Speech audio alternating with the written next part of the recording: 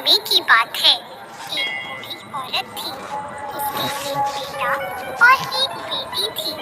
बेटी की शादी हो चुकी थी। एक दिन भाई दूज के त्योहार पर बेटे ने माँ से कहा कि वह बहन के घर जाना चाहता है। तो उसकी माँ ने कहा, हम बहुत गरीब हैं, तू अपनी बहन के क्या लेकर जाएगा? तू उसके घर जाकर क्या करेगा? लेकिन बेटे के बहुत आग्रह करने पर उसकी बूढ़ी माँ ने उसे जाने की अनुमति दे दी। जब वह अपनी बहन से मिलने के लिए अपने घर से निकला तो रास्ते में उसे एक नदी मिली। तो नदी ने कहा, मैं तेरा काल हूँ, मैं तुझे डुबाऊंगी। तब भाई ने कहा, मैं कई साल बाद अपनी बहन से मिलने जा रहा हूँ, उससे मिलकर आने दो, फिर वापस आते वक्त तुम मुझे डुबा देना। ऐसा सुनकर नदी मान जाती है और उसे रास्ता दे देती है। भाई थोड़ा आगे बढ़ता है तो रास्ते में उसे एक सांप मिलता है। सांप कहता है, मैं तुझे डसूंगा। तब भाई कहता है, पहले मुझे अपनी बहन से मिलकर टीका लगवा लेने दो, फिर तुम मुझे डस लेना।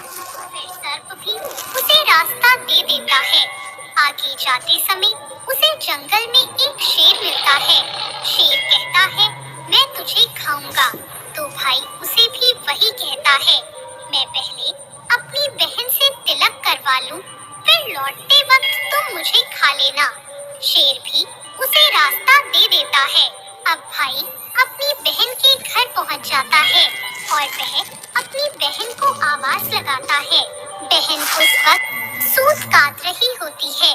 तब उसका सूत बीच में ही टूट जाता है। ऐसी मान्यता है कि यदि सूत काटते वक्त सूत बीच में टूट जाए तो जिस बहन की इकलौता भाई होता है वो जब तक सूत जुड़ नहीं जाता वो बोलती नहीं है। भाई की आवाज सुनकर जब बहन कोई जवाब नहीं देती तो उसका भाई घर के बाहर खड़ा सोचता है कि मैं बहुत गरीब हूँ, शायद इसलिए मेरी बहन मुझसे बात नहीं करना चाहती, मुझे यहाँ आना ही नहीं चाहिए था। ये सोचकर वो वापस जाने लगता है। इतने में बहन का सूत पुनः जुड़ जाता है। वह भाई को आवाज देती है और उसे बात न करने का कारण बताती है और उसे प्यार से घर के अंदर ले जाती है और फिर जाकर अपनी पड़ोसन से पूछती है कि कोई जान से भी प्यारा मेहमान आए तो क्या करना चाहिए।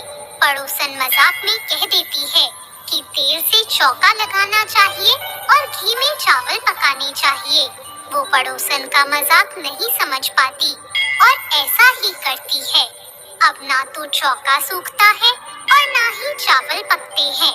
इधर भाई को भूख लग रही होती है तो वह बहन से कहता है, बहन भूख लगी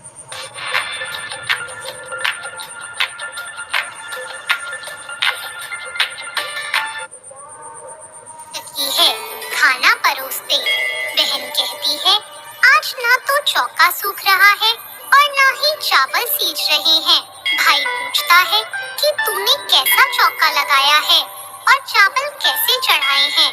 बहन कहती है, मैंने पड़ोसन से पूछा था कि जान से प्यारा मेहमान आए तो क्या करना चाहिए, तो उसने कहा तेल से चौका लगाना चाहिए और घी में चावल पकाने चाहिए। भाई बोला, अरे मेरी भोली बहन, कभी तेल का चौका सूखा है और कभी घी में चावल पके हैं। तू ऐसा कर, पानी में चौका लगा और दूध में चावल पका। ऐसा करते ही चौका सूख जाता है और चावल भी पक जाते हैं। तब वह भाई को भोजन करा के उसकी तिलक करती है। अगले दिन भाई बोलता है, माँ अकेली है, अब मैं घर वापस जाऊंगा। अगले दिन बहन जल्दी उठकर गेहूं पीसकर भाई के लिए लड्डू बनाती है और कुछ लड्डू बच्चों के लिए रखकर अपने भाई को विदा कर देती है। सुबह जब बच्चे उठते हैं और अपनी माँ से खाने के लिए कुछ मांगते हैं तो माँ उन्हें वही लड्डू दे देती है। वह देखती है कि लड्डू लड्डू तो हरे रंग के हो गए हैं। फिर वह चक्की में देखती है, उसमें गेहूं के साथ एक सांप भी पिस गया होता है। वो उन लड्डुओं को फेंक देती है और भाई के पीछे भागती है, तो उसे रास्ते में पेड़ के नीचे अपना भाई लेटा हुआ दिखता है। वह उससे पूछती है, मैंने तुझे जो लड्डू दिए थे वो तूने खाए तो नहीं? भाई कहता है, मैंने वो लड्डू अभी तक नहीं खाए, वो इस पेड़ पर टंगे हैं। वो पेड़ से लड्डू उतारती है और गड्ढा करके उन लड्डुओं को वहीं गाड़ देती है और अपने भाई को सारी बात बताती है।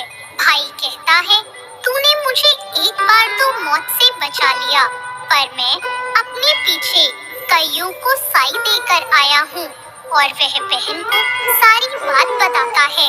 दोनों वहाँ बैठे बात कर रहे होते हैं, तो बहन भाई से पानी मांगती है, तो भाई कहता है, थोड़ी दूर में एक तालाब है, मैं वहाँ से पानी लाकर आता हूँ।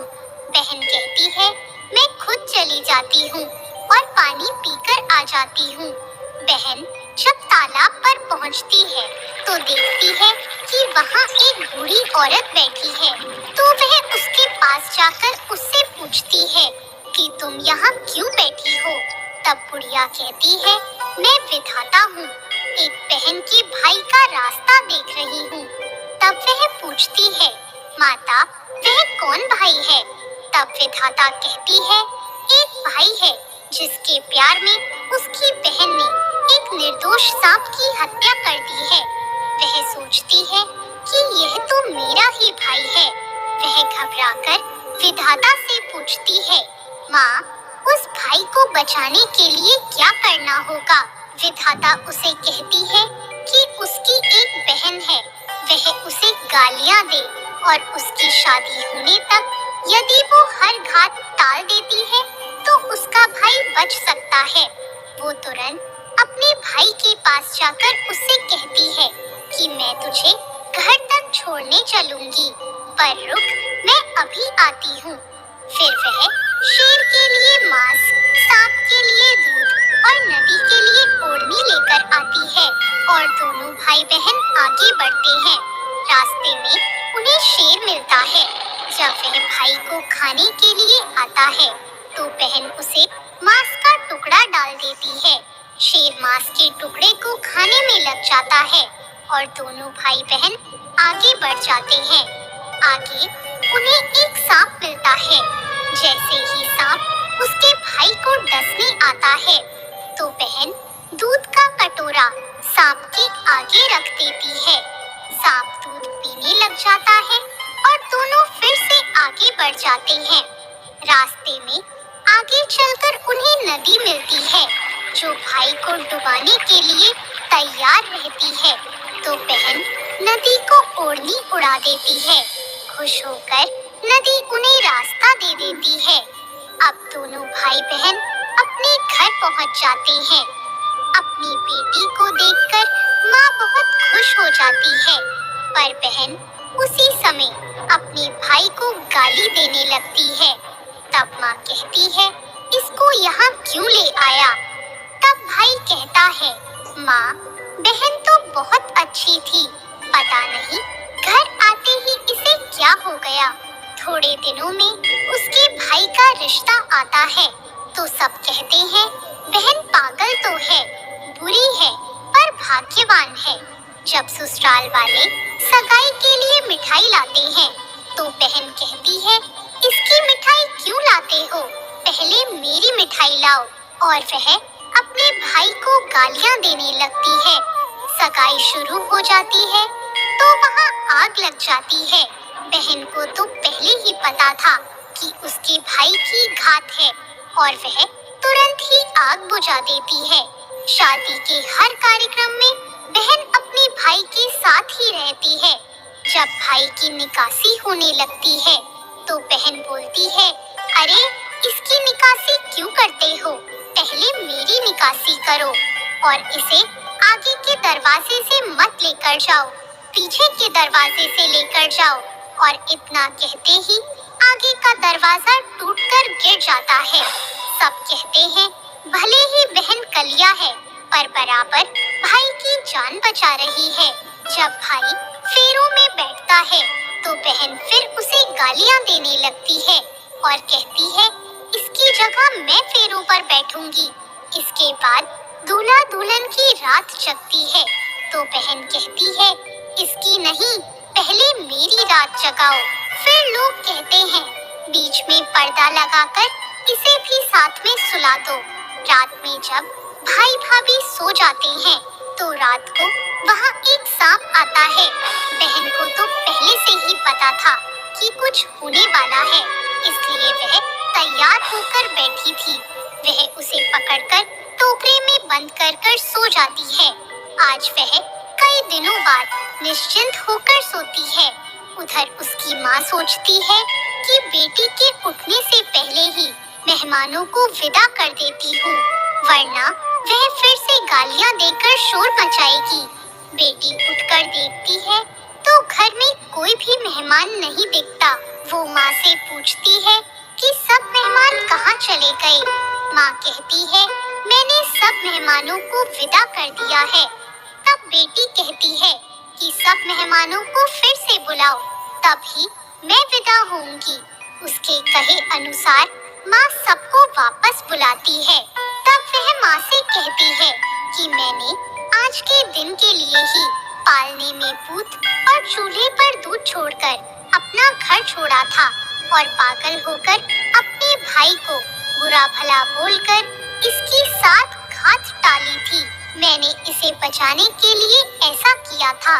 यह सुनकर माँ और उसका भाई बहुत खुश हो जाते हैं और उसे विदा करते हैं और फिर सभी मेहमानों को भी विदा कर देते हैं। दोस्तों, सभी बहनें अपनी भाई की लंबी उम्र की कामना करते हुए भाई दूज के दिन अपने भाई को तिलक करती हैं और उनकी खुशहाली की कामना करती हैं। ऐसी और कहानियों के लिए हमारे चैनल भक्ति ज्ञान को सब्सक्राइब करें। धन्यवाद। कल होकर अपने भाई को बुरा भला बोलकर इसकी साथ घात टाली थी। मैंने इसे बचाने के लिए ऐसा किया था। यह सुनकर माँ और उसका भाई बहुत खुश हो जाते हैं और उसे विदा करते हैं और फिर सभी मेहमानों को भी विदा कर देते हैं। दोस्तों, सभी बहनें अपनी भाई की लंबी उम्र की कामना करते हुए भाई दूज के दिन अपने भाई को तिलक करती हैं और उनकी खुशहाली की कामना करती हैं। ऐसी और कहानियों के लिए हमारे चैनल भक्ति ज्ञान को सब्सक्राइब करें।